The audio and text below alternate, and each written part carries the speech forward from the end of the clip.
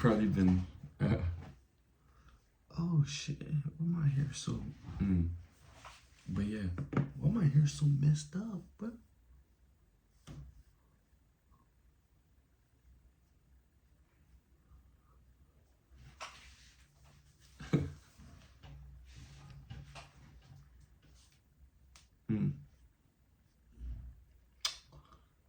well, yeah. You probably been entertaining the thought of, am I enough? Am I ever gonna be enough? That was me last year, like around November, December. That was when I was like heavily like contemplating, like, oh, like, is there ever gonna be a like time where like I'm enough? You know, like I'm enough as I am. And the funny thing is, yeah, as soon as I started entertaining those thoughts, I started getting lazy, started missing the gym, started feeling lost.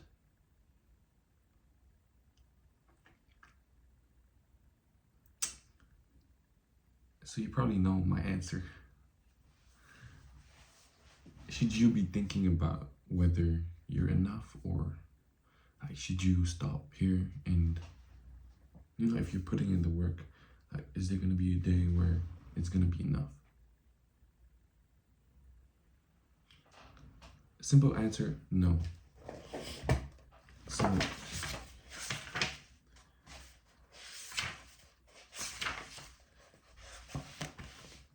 with the superior man, this is not scripted, first of all.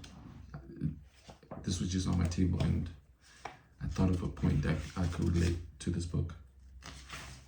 So I think why do we think about, like, am I ever gonna be enough, all that stuff, is because you can't see it, but it basically says, stop hoping for a completion of anything in life. Let me just read this, like, it's not planned, but let me just do this. Most men make the error of thinking that one day it will be done. They think if I work enough, then one day I could rest. Or one day my woman will understand something and she will stop complaining. Or I'm only doing this now so that one day I can do what I really want with my life. The masculine error is to think that eventually things will be different in some fundamental way. They won't. It never ends. As long as life continues, the creative challenge is to tussle, play, and make love with the present moment while giving your unique gifts. So that's what I was like, that's essentially what I was thinking about. Like, am I gonna be enough? Like, is this gonna end? Like, is there gonna be like an end date to it? David Data said it. Stop hoping for anything to like the completion of anything in life. Right? It's funny because I think there's a better way to put it. Because am I enough? It has a very like negative connotation to it, you know? Like, am I enough? That is basically like saying, like, that's basically like a scarcity mindset of like, oh, you know, like, as soon as you think about that thought, like, you just feel a little bit different, which is not how I want to feel. But at the same time, I do not want to get complacent. Like, when you don't have a goal, you get complacent.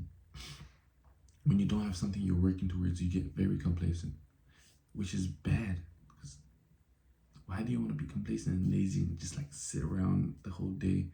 You know, like, it's not productive. You're not doing anything with your life. You're not getting anything. So what's a better way of looking at it? I think I saw a video of Jordan Peterson saying, I might be like butchering what he said, but the essence of what he said was, you don't tell someone that they're good enough the way they are. You tell them that they can be better. Things can improve. There's always something to improve. Always something to improve. And that's the fun thing, figuring like what needs to get improved, figuring out what needs to get improved, and then like fixing it. Because when you you fix it. That's where you enjoy things. Like, I don't know if you ever set a goal, and if you ever work towards a goal, like after you've achieved that goal, you feel a bit lost, right? You feel a bit lost, and the longer the period lasts where you don't set another goal, like that feeling of loss like continues, and you're just like that masculine like energy, like that, you know, like that aggression, bro, like that just fades. But when you have a goal, like you feel that like I gotta get it done, you feel me? Like that's always there. So what's a better way of looking at things?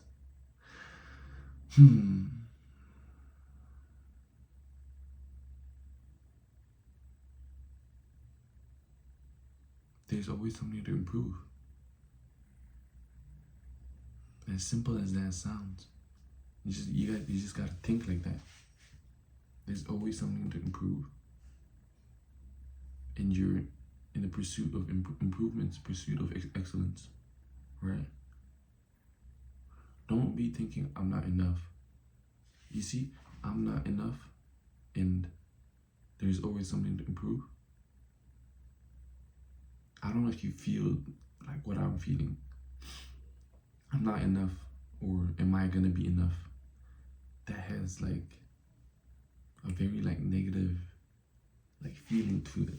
You feel me? But there's always something to improve. I'm looking big though, what the hell? My bad. But yeah, like don't be entertaining those thoughts, first of all. Like, it may sound good, like see, that's the thing, like it might work for, let's say, like women, because like women need praise. You need to praise your women, you know, like read this book. This is your guide to being a man. Like women, they need praise to like improve and stuff, like do well and all that. But there's this like weird situation where if you like shit talk to a guy, if you like belittle him, that guy is gonna come after your ass. Like he's gonna use that like energy. Like I know you've been in that situation where there was like this authority figure who said shit to you, and then you're like, I'm gonna prove you wrong. Like, you know, like I'm coming for your ass. You want that. You want that. You want to use energy and like transform it to something else. That's modern. I can't even speak now. That's modern day alchemy, bro. You are taking hate or like resentment, like you feel this resentment for someone, and then like you're turning it into something positive. You know? So like, don't entertain the thought of am I enough, or like, am I ever gonna be enough? Like, are people gonna love me for just who I am? Probably. Like the honest truth is probably not. If you're not valuable, if you don't have a valuable skill set, if you're not valuable to like, if you're not valuable, you're probably not gonna be entertained. I know that sounds harsh, but that's the sad reality. Like it's not even sad reality. That's just reality. If you're not valuable, you're probably not entertained by your family, by women, by your friends, which is fair. You wouldn't want someone who's not who's not valuable in your friend group or your family. You know? And that's not using each other. That's being useful. Like being useful. Like try to be more useful. It's not gonna work like overnight. Just build up to it. Like when you think about it, it can either be sad or it can be liberating. It's what you choose, really. Because, okay, I said, if you're not valuable, you're not going to be entertained. I can either get sad about that and say, like, you know, we're never going to be loved for who we are. We're never going to be appreciated for who we are. Or I can say, okay, I just got to get valuable then. You see the difference? One is putting you down. One is like, okay, easy. Like if you watched my previous video, it was about goal setting. That can be your goal. I want to get valuable in business. I want to be able to generate people money.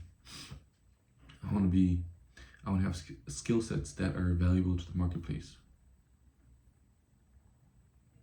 Easy. You just gotta put in the work now. You know what you're gonna work, like what you're working towards. You just pick up a book or two, start reading. You know? So stop thinking about, am I gonna be enough? Start thinking about, how can I improve? How can I get better?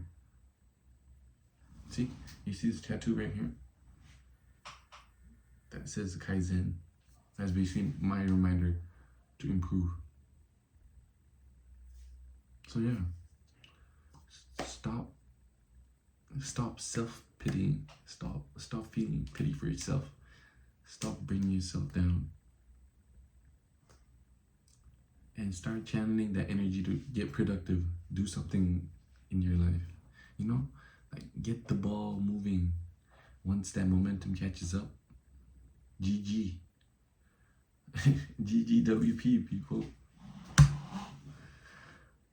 I was supposed to go to the gym, so I'm gonna eat something and go to the gym, but I hope you have a good day. I hope you stop overthinking and start doing stuff. But you know, if you're entertaining the thoughts of getting better, improving, good job. You got a June. You know what a June is? That's what we do back at home when you do a good job, a June. You get a June if you're thinking about improving yourself. All right, go to the gym, get a pump, read something, meditate, have a productive day.